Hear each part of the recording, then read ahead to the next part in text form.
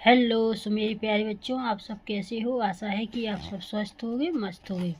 तो आज हम आपको क्लास 10th मैथ प्रश्नावली 8.1 की प्रश्न यानी 8.1 लेकर आए हैं।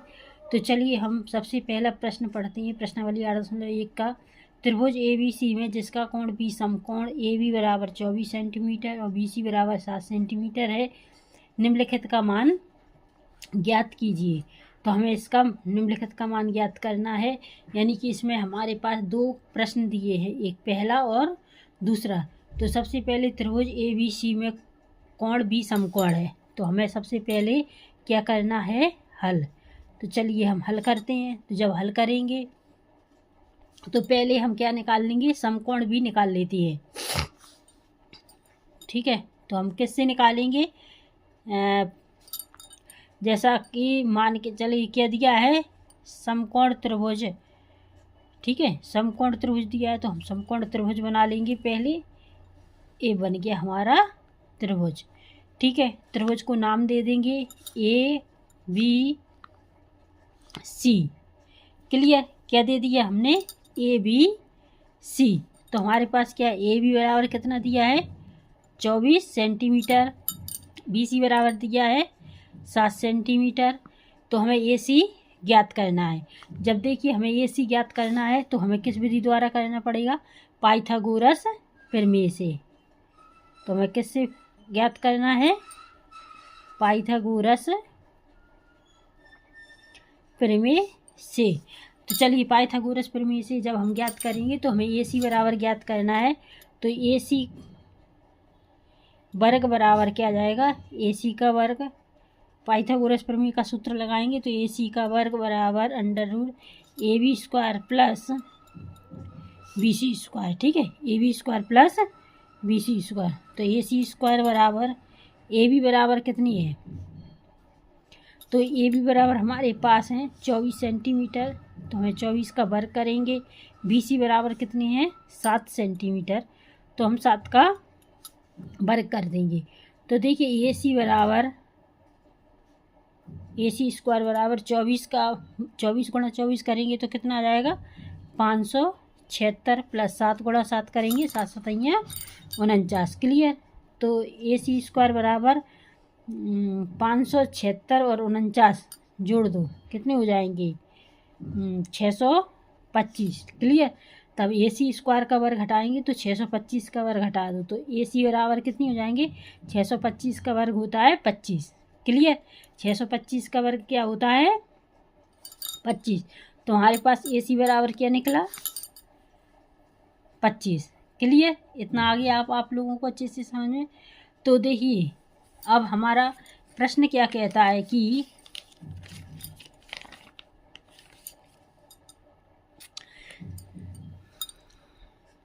प्रश्न कहता है निम्नलिखित का मान ज्ञात की। तो हमें निम्नलिखित का मान यानी पहला sin A cos A का निकालना है, दूसरा sin C और cos C का। तो चलिए अब हम पहला प्रश्न ले लेते हैं। तो जब पहला प्रश्न लिया है तो क्या है हमारे पास? sin A और cos A। ठीक है, तो जैसा कि हमने आगे पढ़ाया है कि sin बराबर क्या होता है, cos बराबर क्या, tan बराबर क्या, cot बराबर क्या। तो ठीक है, तो हम इसको पहले ही निकालेंगे। हमें क्या निकालना है? sin A। तो sin A बराबर क्या होता है? लंब बटे कर्ण। ठीक है, क्या हुआ? लंब बटे कर्ण। तो sin A का मान क्या हो जाएगा? लंब कितना है हमारे पास? लंब हो गया 7 और कर्ण कितना है? 24। तो क्या आ जाएगा? 7 बटे 24।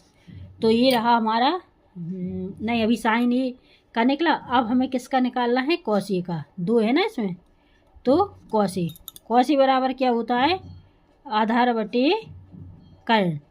cos A बराबर क्या होता है? आधार बटे कर्ण। तो आधार हमारे पास क्या है? 24। ठीक है, आधार हो गया 24, कर्ण हो गया 25। तो 24 बटे 25। तो आधार क्या हो गया? 24 और कर्ण हो गया,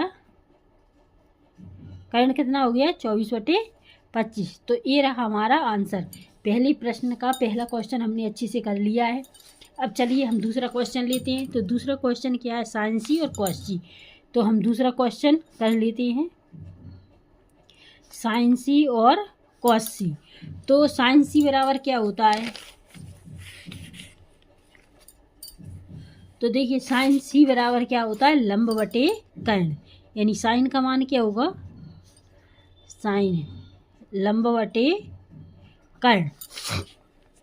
तो लंब बराबर हमारे पास क्या है 24 और कर्ण बराबर है 25, तो क्या लिख देंगे हम 24 बटे 25, क्या होगी हमारे पास 24 बटे 25। इसी प्रकार हमें निकालना है कॉस सी का मान, क्या निकालेंगे कॉस सी। कॉस सी बराबर क्या होता है आधार बटे कर्ण, क्या होगा आधार बटे कर्ण।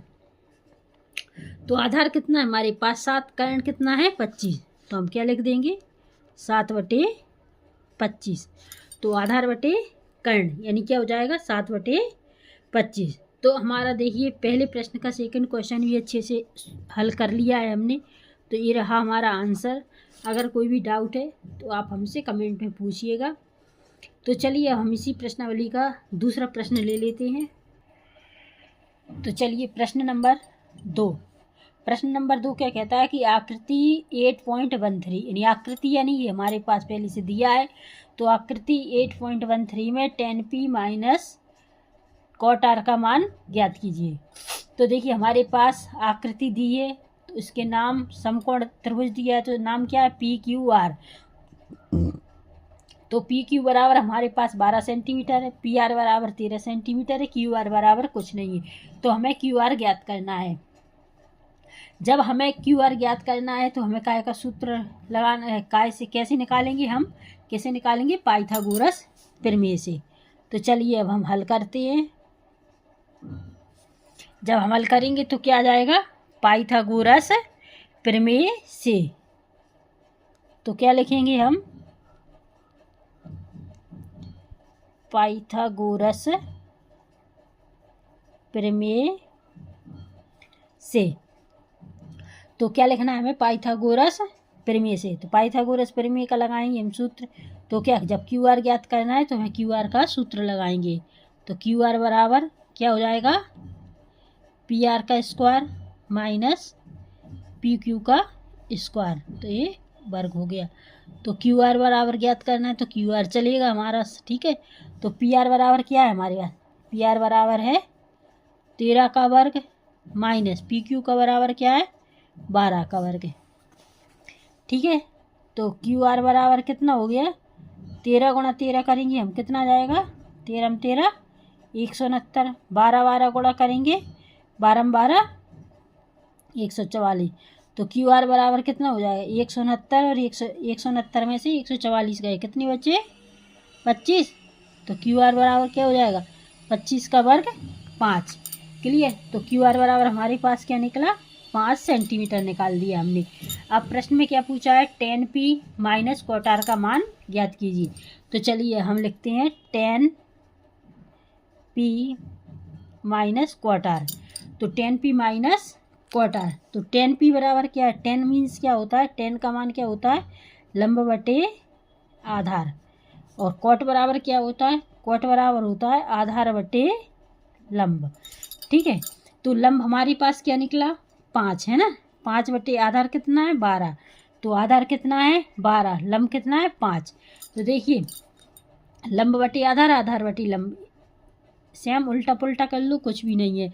तो इसे हम क्या कर सकते हैं 5 बटे 12 माइनस इसे भी 5 बटे 12, तो 5 बटे 12 माइनस 5 बटे 12, 5 बटे 12 में से माइनस 5 बटे 12 घटा दो तो क्या बचा हमारे पास 0। तो ये रहा आंसर। तो आई होप यू कि आपको ये सेकंड यानी प्रश्न नंबर 2 अच्छे से समझ में आ गया होगा, और कोई भी डाउट है तो आप हमसे कमेंट में पूछिएगा। तो चलिए अब हम ले लेते हैं तीसरा प्रश्न।